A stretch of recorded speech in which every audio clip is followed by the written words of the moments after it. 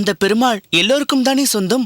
ஒரு சிலர் மட்டும்தான் அவரை வழிபட வேண்டும் என்று சொன்னால் அது எவ்வளவு பெரிய தவறு. நான் செய்தது தவறாக இருந்திருந்தால் என் அப்பா நிச்சயம் என்னை மன்னிப்பு கேட்க சொல்லி இருப்பார். ஆனால் அவரே செய்தது தவறு என்ற முடிவுக்கு வரவில்லையே. ராமானுஜனை சிறுவன் என்று சொன்னீர்களே, அவனுடைய பேச்சை கேட்டீர்களா? சிறுவன் பேசுகிற பேச்சா இது? நான் கூறியவாறு எல்லாவற்றையும் அவர்கள் திட்டமிட்டு அதன்படிதான் நடந்து கொண்டிருக்கிறார்கள். எனவே தலைவர்தான் இதற்கு ஒரு முடிவை சொல்ல வேண்டும். அவசரப்பட்டு இந்த பஞ்சாயத்து ஒரு முடிவை சொல்லாது. நீங்கள் நினைக்கின்றபடி சோமயாஜி ஒன்றும் சாதாரண மனிதர் அல்ல. நம்முடைய அக்ரஹாரத்திலேயே சோமயாஜி மிகச்சிறந்த வைணவ சிரேஷ்டர். நமக்காக அவர் எவ்வளவோ நல்ல காரியங்களை செய்திருக்கிறார். இந்த அக்ரஹாரத்திலே எந்த வீட்டில் எந்த விசேஷம் நடந்தாலும் சோமயாஜிதான் அதை முன்னின்று நடத்தி கொடுப்பார். இந்த ஊரில் மாத்திரம் இல்லாமல் சுற்றியுள்ள கிராமத்திற்கெல்லாம் சென்று பல விசேஷங்களை நடத்தி கொடுத்திருக்கிறார். எதிலும் அவர் மீது ஒரு தப்பும் சொல்ல முடியாது. எனவே அவர் விஷயத்தில் எடுத்தோம் கவிழ்த்தோம் என்று நடந்து கொள்ள முடியாது. சோமயாஜி, நீங்கள் என்ன சொல்கிறீர்கள்? என்னாலும் என் மகனாலும் இப்படி ஒரு பஞ்சாயத்து கூடியிருப்பது எனக்கு மிகவும் வருத்தமாக இருக்கின்றது. என் மகன் குழந்தையாக இருந்தாலும் அவன் செய்தது தவறென்றால் நான் நிச்சயம் மன்னிப்பு கேட்டிருப்பேன், அல்லது அதற்காக என்ன பிராயச்சித்தமோ அதை செய்ய முன்வந்திருப்பேன்.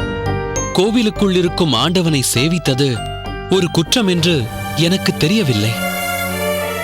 கோவிலுக்குள் வருவதற்கே ஒரு கட்டுப்பாடு, ஒரு தகுதி என்று சொல்வதும் எனக்கும் பிடிக்கவில்லை. என்னுடைய உள் மனதிற்கும் பிடிக்காத ஒரு காரியம்தான் அது.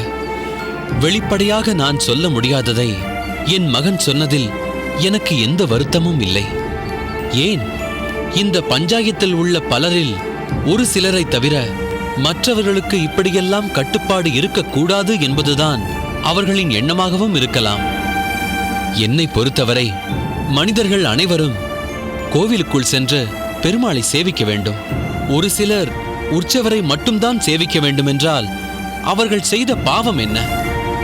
ஏன் அவர்கள் மூலவரை தரிசிக்க கூடாது? உற்சவரை பார்க்கலாம், மூலவரை பார்க்கக்கூடாது என்பது என்ன நியாயம்? உற்சவரை பார்க்கும் தகுதி படைத்தவர்கள் கோவிலுக்குள் சென்று மூலவரையும் சேவிக்கலாமே. இதைத்தானே என் மகன் ராமானுஜன் செய்தான். அதில் என்ன தவறு இருக்கின்றது?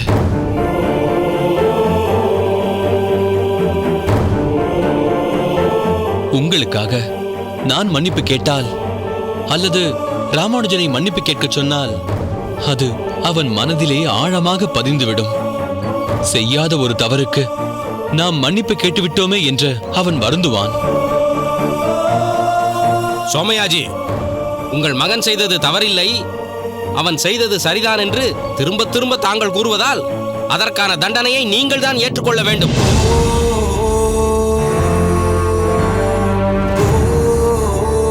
தலைவர் அவர்களே, இந்த தவறுக்கு தண்டனை வழங்காமல் போனால் பிறகு இந்த பஞ்சாயத்தில் நியாயம் கிடைக்காது என்று ஆகிவிடும். தவறு செய்தவர்கள் யாராக இருந்தாலும் தண்டனையை அனுபவித்துத்தான் ஆக வேண்டும். அதனால் நீங்கள் தண்டனை என்னவென்று உடனே சொல்லுங்கள். இதோ பாருங்கள், என்னை பொறுத்தவரை சோமயாஜி மிகவும் நல்லவர். அவருக்கு தண்டனை எல்லாம் என் வாக்கால் கொடுக்க முடியாது.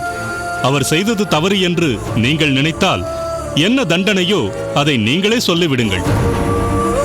அதை நான் ஏற்றுக்கொள்கிறேன். கோவிலுக்குள் வர தகுதி இல்லாதவர்களை கோவிலுக்குள் அழைத்து வந்ததால் இவர்களுக்கு கோவிலுக்குள் வருகின்ற அருகதை இல்லாமல் போய்விட்டது.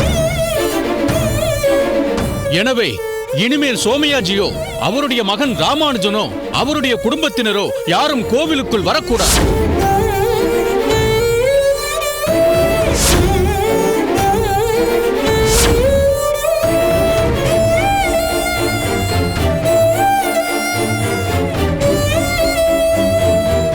இல்லை, நீங்கள் சொல்வது தவறு.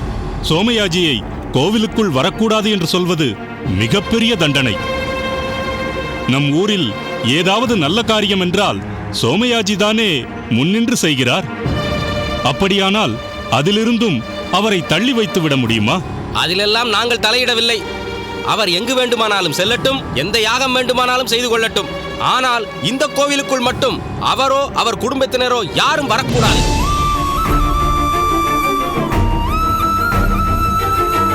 அவர் கோவிலுக்குள் நிரந்தரமாக வரக்கூடாது என்று சொல்ல முடியாது. உங்களுக்காக வேண்டுமானால் மன்னிக்க வேண்டும். உங்கள் அநேகரில் நான் மூத்தவனாக இருப்பேன் என்ற முறையில் என்னை தலைவர் சில வார்த்தைகள் பேச அனுமதிக்க வேண்டும். சொல்லுங்கள். நான் சோமயாஜியையும் என் சிறு பிராயத்தில் அவரின் தந்தையையும் நன்றாக அறிவேன். நேற்றும் இன்றும் நம் ஸ்ரீபெரும்புதூரில் வேதங்களிலும் உபனிஷத்துகளிலும் அவர்களைப் போன்ற தேர்ச்சி பெற்ற வைணவ சிரோன்மணிகள் வேறு யாரும் கிடையாது. கேசவ சோமயாஜி அறிவிலும் ஞானத்திலும் கடல் என்றால் இந்த அர்ச்சகன் ஒரு சிறு குட்டை. குட்டை கடலுக்கு பரிந்துரைப்பது நகைப்புக்குரிய விஷயம்தான். ஆனால் ஒன்றை மட்டும் தங்கள் கவனத்திற்கு கொண்டு வர விரும்புகிறேன். அந்த சிறுவன் கோயிலுக்குள் 2-3 அடி வைத்ததுமே அவனை தடுத்தாயிற்று. மேலும் அறியாமல் ராமானுஜன் செய்த தவறுக்கு அவர் குடும்பத்தை இத்தனை கடுமையாக தண்டிப்பது சரியல்ல என்பது என் தாழ்மையான கருத்து. 2-3 மாதங்களுக்கு அவர் குடும்பம் கோயிலுக்குள் நுழையக்கூடாது என்று வேண்டுமானால் தடை விதிக்கலாம் என்று தங்களை நான் தாழ்மையுடன் கேட்டுக்கொள்கிறேன். சரி, வேண்டுமானால் இப்படி செய்யலாம். ஓராண்டு காலத்திற்கு மட்டும் அவர்கள் கோவிலுக்குள் வரக்கூடாது என்று கூறட்டுமா? எதுவாயினும் சோமயாஜிக்கு தண்டனை கிடைக்க வேண்டும். அதுதான் எங்கள் கோரிக்கை. சோமயாஜி, தவறாக நினைக்காதீர்கள். இதைத் தவிர வேறு வழி இல்லை. நான் கொடுக்கும் தீர்ப்பை பற்றி நீங்கள் என்ன நினைக்கிறீர்கள்? தங்களின் தீர்ப்பை நான் விமர்சிக்க விரும்பவில்லை. அது மரியாதையும் ஆகாது. ஆனால் நான் என் இல்லத்திற்குள் நுழையக்கூடாது என்று தண்டனையிடுங்கள். நான் தெருவில் தூங்குகிறேன். மனைவி மக்களை பார்க்காமல் இருக்க வேண்டுமென்று ஆணை பிறப்பியுங்கள். அவர்கள் இருக்கும் திசையை கூட நோக்காமல் இருக்கிறேன். ஆனால் நினைவு தெரிந்த நாள் முதல் அந்த ஆதிகேசவனின் திருவடி தொழுது அவருக்காகவே வாழ்ந்து கொண்டிருக்கின்ற இந்த வைணவனை கோயிலுக்குள் நுழையக்கூடாது என்று சொல்வது கொடுமையான தண்டனை. இதைவிட என் கண்களை குருடாக்க வேண்டும் என்ற தண்டனையை எனக்கு நீங்கள் அளித்திருந்தால் கூட அதை நான் மகிழ்ச்சியுடன் ஏற்றுக்கொண்டிருப்பேன். சோமயாஜி, நீர் நடித்ததெல்லாம் போதும். பஞ்சாயத்தாரின் தீர்ப்பை நீர் ஏற்றுக்கொள்ளத்தான் வேண்டும். பரவாயில்லை. உங்கள் தண்டனை எதுவாயினும் அதை நான் ஏற்றுக்கொள்கிறேன். இந்த பஞ்சாயத்திற்கு நான் கட்டுப்படுகிறேன். சோமயாஜி, அவர் மனைவி காந்திமதி, அவர்களது மகன் ராமானுஜன் மூவரும் ஓராண்டு காலத்திற்கு கோயிலுக்குள் வரக்கூடாது என்று தீர்ப்பு வழங்குகிறேன்.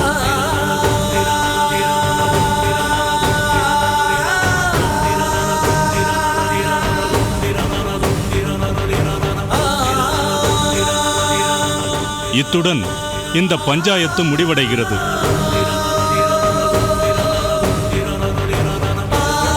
வருகிறேன். வாருங்கள்.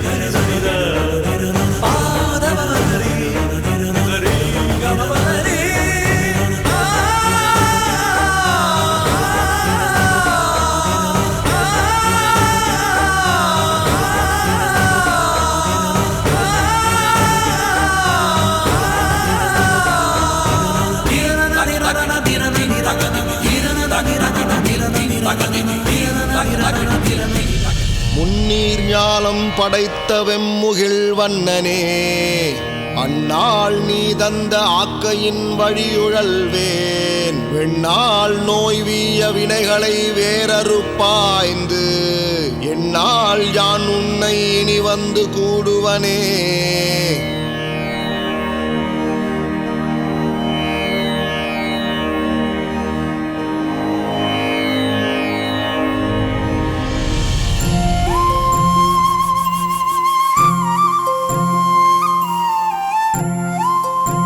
வன்மாவையம் மலந்தயம் வாமனானின் பன்மாமாய பல்பிறவியில் வடிகின்ற யான் தொன்மாவல்வினை தொடர்களை முதலறிந்து நின்மா தாழ் சேர்ந்து நிற்பதஞ்சான்று கொலோ.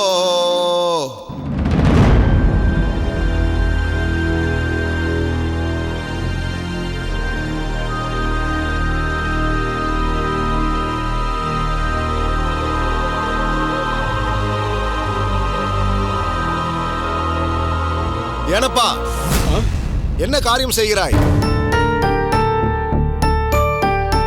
இங்கே வா.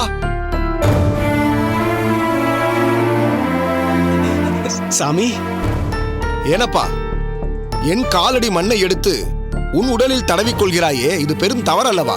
சாமி, இதுல தவறு எதுவும் இருக்கிறதா எனக்கு தெரியல சாமி. நான் ஒரு சாதாரண ஏழை சம்சாரி. நான் கல்வியில சிறந்தவனும் இல்ல, குளத்துல மிகுந்தவனும் இல்ல, செல்வத்துல மிஞ்சினவனும் இல்ல. ஆனா பெருமாளோட பாதத்துல மோட்சம் அடையணுங்கிற ஆசை மட்டும் பெருசா உடையவன் சாமி. உன் ஆசை உயர்ந்ததுதான். ஆனால் அதற்காக என் காலடி மண்ணை எடுத்து நீ பூசிக்கொள்ளும் காரியம்தான் எனக்கு புரியாத புதிராக இருக்கிறது. சாமி, நீங்க ஒரு சிறந்த பக்தர், பெரிய பாகவதர், மகா வைஷ்ணவர். ஒரு வைஷ்ணவரோட காலடி மண்ணை எடுத்து உடம்புல பூசிக்கிட்டா நம்ம செஞ்ச பாவங்கள் நீங்கி பக்தி மேலோங்கி முடிவுல மோட்சம் கிடைக்கும்னு பெரியோர்களும் முன்னோர்களும் சொல்லி கேட்டிருக்கேன் சாமி. உன்னதமான வைஷ்ணவர்களின் காலடி மண் மகத்துவம் வாய்ந்ததுதான், அதை நான் மறுக்கவில்லை. ஆனால் நானும் அந்த உயர்நிலையை அடைய முயற்சிக்கும் கடைநிலை அடியவன். பெருமாளின் மீது பெரிய அளவில் பக்தி செலுத்த முடியாத சிறுமதி படைத்தவன். ஒரு சாதாரண குலத்தில் பிறந்த சிறியவன். சாமி, பெருமாள் அருளும் மோட்சத்திற்கு ஒருவரோட குலம் முக்கியம் இல்ல. எந்த குலத்துல பிறந்திருந்தாலும் யார் ஒருவர் உண்மையான பக்தியை செலுத்துறாங்களோ அவர்தான் என்னுடைய நெருங்கிய பக்தர்னு பெருமாளே சாஸ்திரங்கள்ல சொல்லி இருக்கிறதா பெரியவங்க மூலியமா நான் கேட்டிருக்கேன். அந்த வகையில பார்த்தா என் கண்ணுக்கு நீங்க தான் சிறந்த வைஷ்ணவரா தெரியுறீங்க. எல்லாத்துக்கும் மேல பெருமாளுக்காகவே வாழ்க்கைய வாழ்ந்துகிட்டு இருக்கீங்க. உங்களை மாதிரி இருக்கிறவங்களோட காலடி மண்ணு தான் என் பாவங்களை கலைச்சு என்னை கரை சேர்க்க முடியும். அந்த நம்பிக்கை எனக்கு இருக்கு. இருந்தாலும் உங்க மூலியமா எனக்கு ஒரு உதவி ஆகணுமே சாமி. உதவியா? என் மூலமா? அப்படி என்ன உதவி உனக்கு தேவைப்படுகிறது? சாமி, மக்களுக்காக நீங்க வரதராஜ பெருமாளிடம் முறையிட்டு அவங்களோட பிரச்சனைய தீர்த்து வச்சிருக்கிறதா நான் கேள்விப்பட்டிருக்கேன் சாமி. அதே போல அடியனுக்கும் ஒரு விஷயத்தை பத்தி அந்த பெருமாளிடம் நீங்க தான் கேட்டு சொல்லணும் சாமி. ஓ, உனக்கும் பெருமாளிடம் முறையீடு இருக்கிறதோ? எதை பற்றியப்பா கேட்டு சொல்ல வேண்டும்? அடியனுக்கு முக்தி எப்ப கிடைக்கும்னு பெருமாள் கிட்ட ஒரு விண்ணப்பம் வச்சு அதுக்கு ஒரு விடைய கேட்டு சொல்லுங்க சாமி.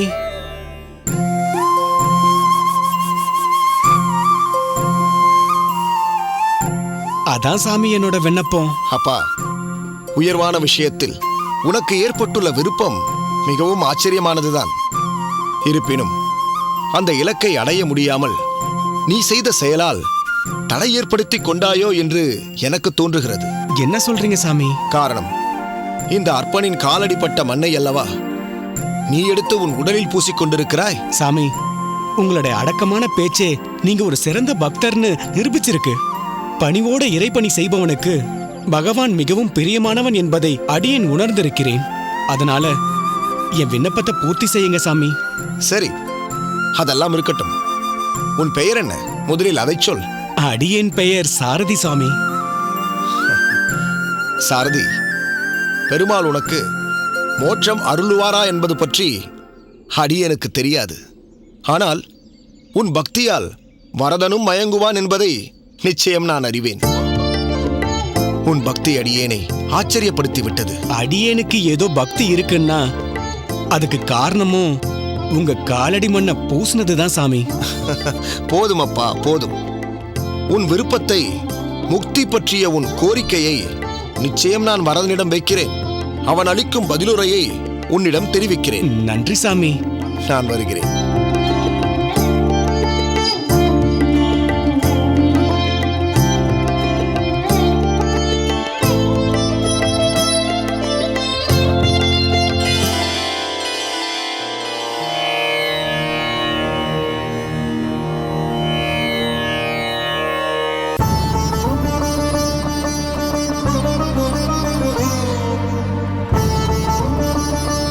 வரதா, நீ எப்போதுமே மிகவும் புதிரானவன்தான். இன்பமாகவும் குதூகலமாகவும் உள்ளவர்கள் உன்னை மறந்து விடுவதால் ஒரு சிறு துன்பத்தை கொடுத்து மீண்டும் அவர்கள் உன்னை நினைக்கும்படி செய்து விடுகிறாயே. சரியாக சொன்னீர்கள் திருக்கட்சி நம்பிகளே.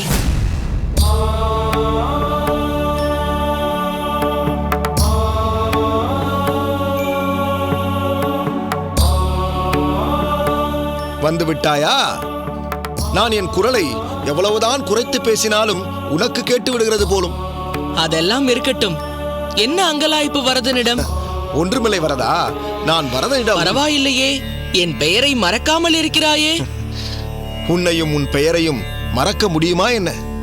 சொத்துக்கள் வேண்டாம் என்று வந்த எனக்கு பெருமாளின் சேவையில் உன் செல்வத்தை ஈடுபடுத்து என்று என்னை புஷ்ப கைங்கரியத்தில் ஈடுபடுத்தியவனாயிற்றேடி. அதெல்லாம் பழைய கதை. இப்போது உன் புது பிரச்சனைக்கு வா. சொல்கிறேன். சாதாரணமாக ஒருவனுக்கு எதிர்பாராத விதமாகவோ அல்லது எதிர்பார்த்தோ ஒரு மிகப்பெரிய காரியம் நடந்துவிட்டால் அவன் அளவுக்கு அதிகமாக சந்தோஷம் அடைகிறான். அந்த சந்தோஷத்திற்கான காரணம் தான் தான் என்று நினைக்கிறான்.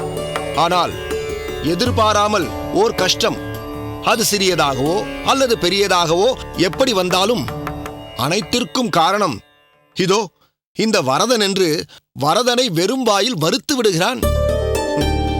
தாம் சிந்தித்து செயல்படாமையே தன் துன்பத்திற்கான காரணம் என்பதை மறந்து குற்றம் சொல்வதற்காக வரதனை இழுக்கிறார்கள். அதைத்தான் பிறரின் இன்பத்தின் போது நீ காணப்படுவதில்லை, துன்பம் எனும் போது வெறும் வாய்க்கு அவளாக நீ வந்து விடுகிறாய் என்று வரதனிடம் புலம்பிக் கொண்டிருந்தேன். அதற்காகத்தான் நானும் வந்தேன். அந்த வரதன் புதிரானவன் என்றால் நீ புதிரோ புதிரானவன். சரி, அது போகட்டும். ஏதோ கேட்க வந்துவிட்டு பின் வேறு ஏதோ புலம்ப ஆரம்பித்து விட்டாயே. சாரதியின் மோட்சம் பற்றி வரதனிடம் நான் கேட்க வந்ததை இவன் புரிந்து கொண்டான் போலிருக்கிறது. என்ன, உன்னுள் பேச ஆரம்பித்து விட்டாயா? அதெல்லாம் ஒன்றுமில்லை. உனக்கு வேற ஏதாவது பணிகள் இருந்தால் நீ சென்று பாரேன். நான் சற்று தனிமையில் என் வரதனிடம் பேச வேண்டும். பேச வேண்டுமா அல்லது கேட்க வேண்டுமா? சொல்லவில்லை என்றால் நீ இங்கிருந்து செல்ல மாட்டாய் போலிருக்கிறதே. நன்றாக புரிந்து கொண்டாய். ஒரு விஷயம் பற்றி வரதனிடம் கேட்கத்தான் வேண்டும். எதை பற்றி? அந்த சாரதி கேட்க சொன்னானே, அதை பற்றி தானே?